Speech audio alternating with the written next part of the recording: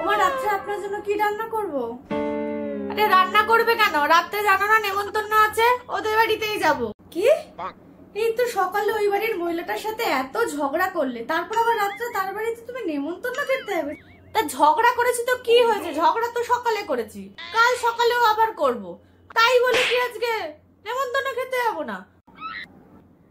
আর শোনো বৌমা, বাবুকে বলে দিও কোনো গিফট টিফট আনতে হবে না। তোমার সেই একটা নাইটি ছেঁড়া বেরিয়েছিল, মনে আছে তো? ওইটাই ভালো রঙিন কাপড়ে সুন্দর করে একদম প্যাক করে দিয়ে দাও। আর বলছি কি, শুনলাম নাকি ওখানে বুফে সিস্টেম হয়েছে। একটা 3 থাকের টিফিন বক্স আমাকে দিও তো, আঁচলের কোনায় করে নিয়ে যাব। যদি খাসি হয় তাহলে ওই 3টে টিফিন বক্সে পুরে নিয়ে আসবো।